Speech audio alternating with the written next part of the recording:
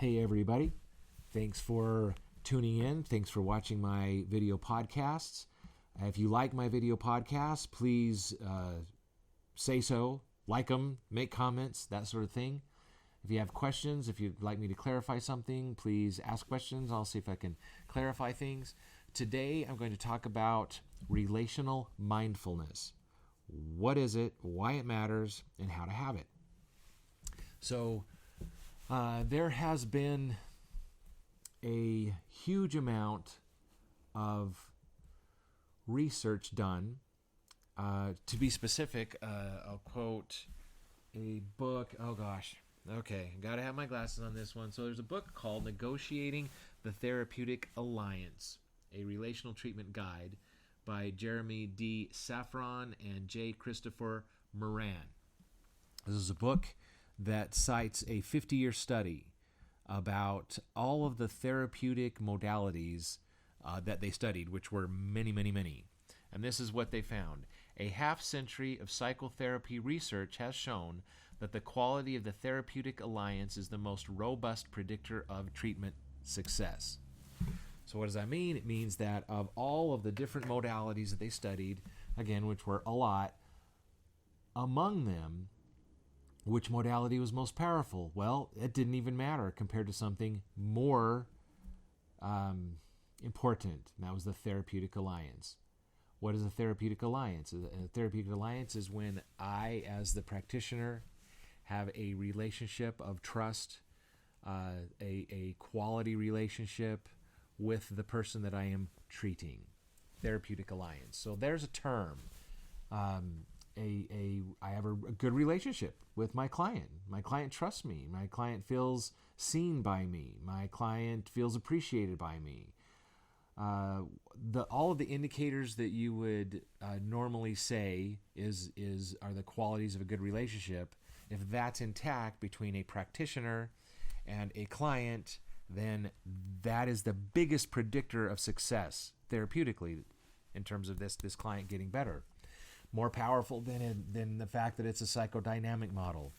More powerful than it's some kind of behavioral model. More powerful than it's a Gestalt model. More powerful than, name the model. The alliance has been shown to be a more powerful predictor of success. So what does that mean for the rest of us, in normal life? Well, if I want to have success with someone in my life, whether it be as a parent or a teacher or a spouse or a partner, a boss at a job, a person who is managed by people and also manages people, in any facet of my life, if I want to have success and that facet involves other people, then the quality of my relationship with those people is going to matter most. Now, how do I improve my relationships in life? Well, one piece to that puzzle is what I call actually relational mindfulness. Being mindful of how I am relating to the other person. So, to better define what relational mindfulness is, I'm going to create some clarity around that in terms of how I define it. So, human beings can exist with other human beings, and this is a theory, but it's one I believe in, so I'm just going to describe it. Human beings can relate to other human beings in life in one of two ways, not 96 ways, one of two ways at any given time. One wherein we see the person in front of us that we're relating with as a person or as an object. I'm going to go through some other phrases. Whether I see them while I see them, I have a heart at peace or a heart at war.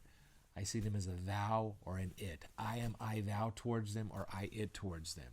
I am responsive to them or resistant to them. I am in the box towards them or out of the box towards them. I see them with an outward mindset or I see them with an inward mindset. I regard them or I don't regard them. I see them with the same amount of quality and hopes, dreams, fears, that all that is just as important to me as mine are to me, or I don't see all of their hopes, dreams, fears, qualities as much. It's not as important to me as all those of mine are to me. So that's a lot of different ways of saying I can see somebody in these one of two ways. Well, when I have a thought to do something for somebody and I do it, that's awesome. I just do it.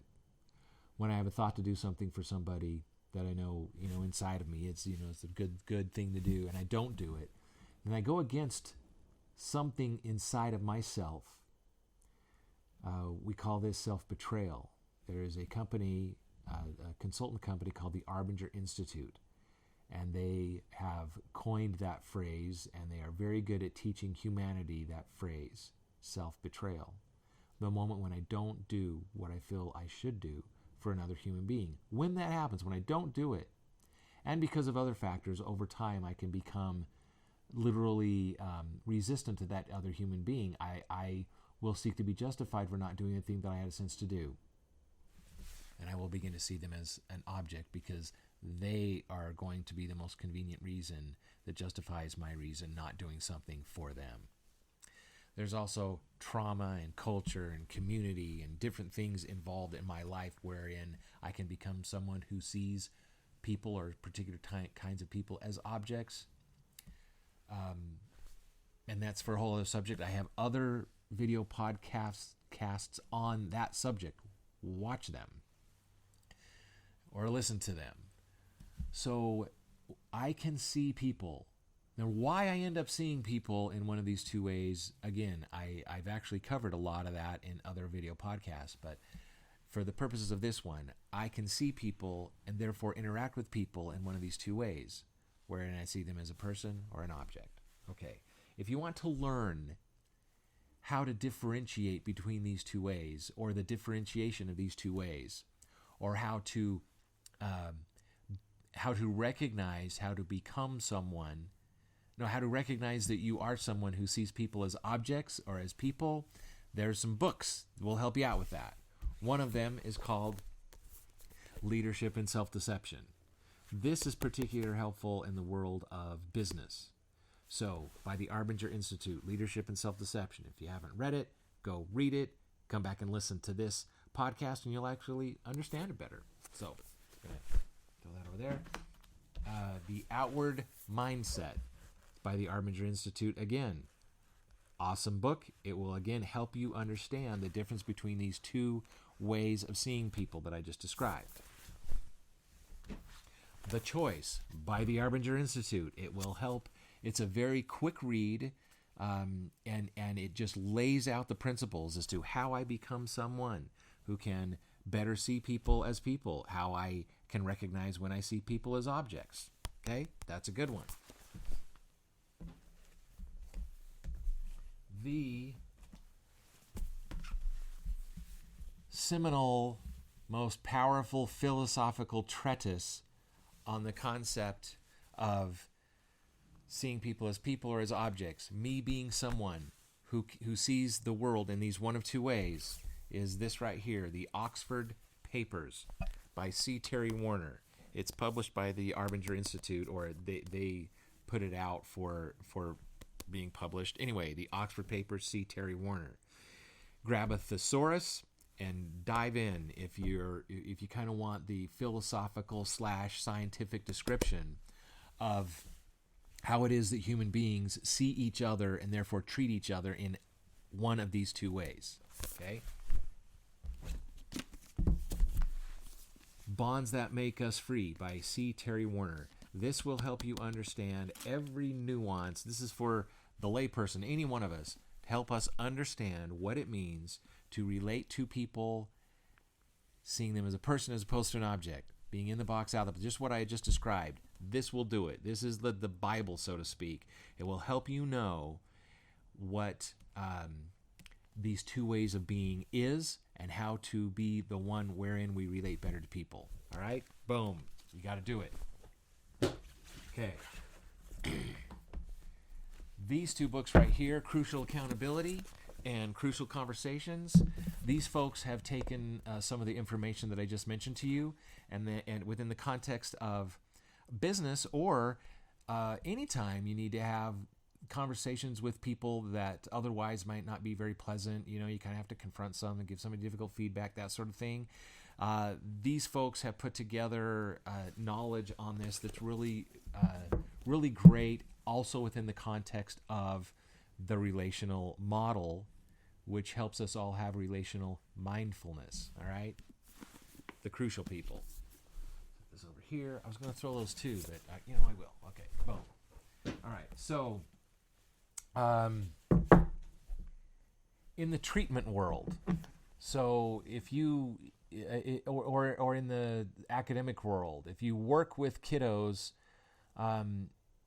that may be experiencing difficulty of any kind, okay, there is a book, and I better put my glasses on for this. There's a book called Coercion and Its Fallout. Murray Seidman. This is a good one. So it basically helps us understand that just coercing people, trying to get them to behave in certain ways without considering our relational mindfulness at the time, and what happens, the fallout from that. All right, so get that one. Alfie Kohn writes a lot of things that are awesome having to do with relational mindfulness in the context of trying to help people change their behavior. This one is Beyond Discipline. He has several. Punished by Rewards is another one by Alfie Kohn. There you go. Alfie Kohn. Look it up. Get it. This one is fantastic as well, by Heather T. Forbes and B. Brian Post, both LCSWs, Beyond Consequences, Logic, and Control. There is a whole school of thought out there that says, well, dang, if we could just be really good at consequencing, we'll get places with kids that, we could otherwise not get. And of course, those consequences should be logical. And through consequencing and logic, boy howdy, we'll go ahead and get the control that we need to have. This is a great book to help people who practice with children who struggle, attachment issues, behavioral issues, trauma issues, where we're trying to help them behave differently, to do it within the context of how we see these children and our relationship with them, and being mindful of our relationship with them.